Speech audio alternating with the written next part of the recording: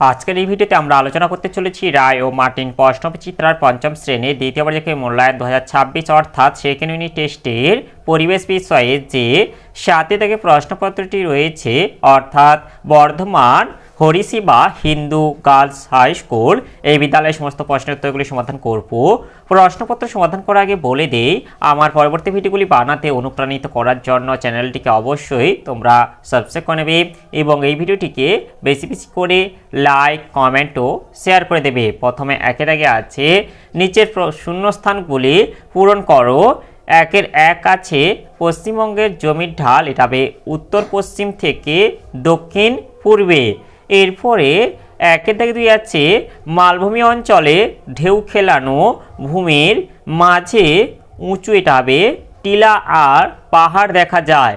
এরপরে একের তিন সুন্দরবনের বিখ্যাত গাছটি হলো, এটা হবে সুন্দরী। এরপরে একের চার বাঁকুড়ার চারিদিকে, এটা হবে শাল জঙ্গল। এরপরে একের পাঁচ মহানন্দা নদীর জন্মস্থান দার্জিলিং জেলার ডাউহিল থেকে। এরপর একের ছয় কয়লা ও পেট্রোলিয়াম দুটোকেই জীবাশ্ম জ্বালানি বলে। এরপর দুই থেকে আছে সঠিক উত্তরটি নির্বাচন করো। দুই থেকে একে আছে বড় রেলওয়ে স্টেশনের জন্য বিখ্যাত, এটা হবে হাওড়া। এরপরে দুইয়ের দুই ছৌ নাচের জন্য বিখ্যাত, এটা হবে পুরুলিয়া। এরপর দুইয়ের তিন চৈতন্যদেবের জন্মস্থান, এটা হবে নবদ্বীপ। এরপর দুইয়ের চার চিংড়িখালি দুর্গ অবস্থিত, এটা হবে ডায়মন্ড হারবারে। এরপরে দুইয়ের পাঁচ লুপ্তপ্রায় মাছ হলো, এটা হবে মৌরলা। এরপরে তিনের দাগে আছে হ্যাঁ অথবা না লেখো। তিনের দাগে একইটা আছে ক্ষুদিরাম বসুকে গুলি করে হত্যা করা হয়, এটা না হবে। এরপরে তিনের দুই মেঘনাথ সাহা ছিলেন একজন সমাজ সংস্কারক, এটা না হবে। এরপরে তিনের তিন মানুষের স্বাস্থ্য একটি সম্পদ, এটা হ্যাঁ হবে। এরপর তিনের চার বেগম রোকেয়া মেয়েদের পড়াশোনার জন্য চেষ্টা করেছিলেন, এটা হ্যাঁ হবে। এরপর তিনের পাঁচ গান্ধী বুড়ি হলেন কল্পনা দত্ত, এটা না হবে। এরপরে চারিদিকে আছে নিচের প্রশ্নগুলির উত্তর লেখো। চারিদিকে একইটা আছে কোন ঘটনাকে সবুজ বিপ্লব বলা হয়, এর উত্তরটি হলো এই যে এর উত্তরটি আমরা এখান থেকে বলে দেব। 1960-এর দশকে ভারতীয় কৃষিতে যে ব্যাপক উৎপাদন বৃদ্ধি ও আমূল পরিবর্তন ঘটে তাকে সবুজ বিপ্লব বলে।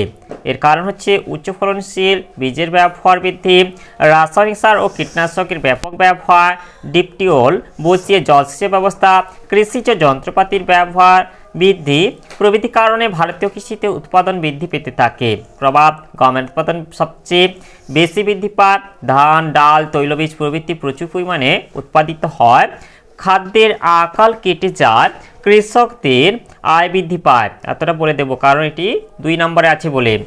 এরপরে 4 থেকে 2 যেটা আছে ডিভিসি কেন তৈরি করা হয়েছিল, এর উত্তরটি হলো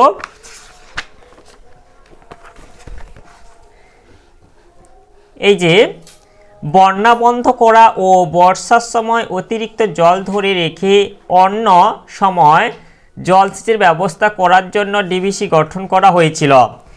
এরপরে 4-এর 3 যেটা আছে তরাই অঞ্চল কোন কোন জেলার মধ্যে পড়ে, এখানকার মাটি কেমন, এর উত্তরটি হলো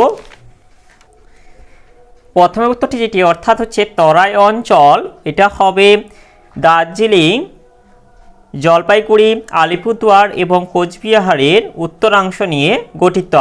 আর এরপর এটা আছে এর মাটিটি হচ্ছে মাটিতে বালি নুড়ি পাথর পরিমাণ বেশি এবং মাটি ও খুব স্যাঁতস্যাঁতে প্রকৃতির, এতটা বলে দেবে। এরপরে 4 যেটা আছে সুন্দরবন কিভাবে তৈরি হয়েছে, পশ্চিমবঙ্গের অংশে সুন্দরবনের দ্বীপ সংখ্যা কটি, পশ্চিমবঙ্গের অংশে সুন্দরবনের দ্বীপ সংখ্যা হলো 135টি। আর এর আগের প্রশ্নের উত্তরটি হলো, এর উত্তরটি আমি বলে দিচ্ছি তোমরা এটা খাতায় লিখে নেবে।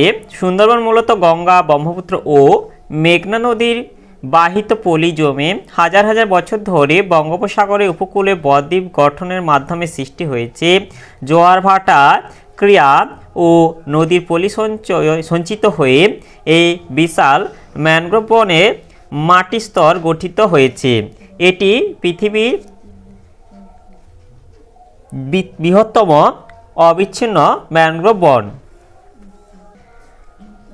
এছাড়াও তোমরা বইয়ের এখান থেকে বলে দিতে পারো এই যে কীভাবে সাগরের মধ্যে এত বড় বন হলো। এই যে এটা প্রচুর পলি মাটি ওয়ালা জল ভাগীরথী পদ্মা ও অন্যান্য নদী বয়ে যেত। এই অঞ্চলে ভূমির ঢাল কম, তাই সেই পলি জমে জমে দ্বীপ তৈরি হয়ে যায়। তারপর এভাবে 7-8 হাজার বছর ধরে এই পর গড়ে উঠেছে। নদীর জল আর সমুদ্রে জল মিশে আছে এই অঞ্চল।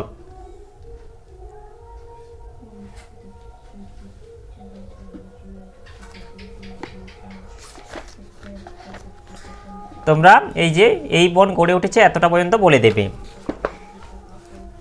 এরপরে এটা হচ্ছে 5 দাগে নিচের প্রশ্নগুলির উত্তর লেখো। 5 দাগে একে যেটা হচ্ছে গঙ্গা নদীর গতিপথ বর্ণনা করো।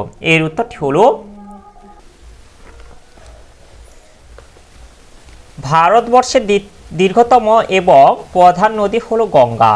গঙ্গা উত্তরাখণ্ডে হিমালয়ে গঙ্গোত্রী হিমবাহের গোমুখ গুহা থেকে উৎপন্ন হয়ে উত্তরপ্রদেশ বিহারের মধ্য দিয়ে প্রবাহিত হওয়ার পর মুর্শিদাবাদের কাছ থেকে একটি শাখা পদ্মা নামে বাংলাদেশে প্রবেশ করেছে এবং অপর একটি শাখা ভাগীরথী হুগলি নামে পশ্চিমবঙ্গের মধ্য দিয়ে বঙ্গোপসাগরে মিশেছে। উপনদী গঙ্গার কয়েকটি উপনদী হলো দামোদর, অজয়, যমুনা প্রভৃতি।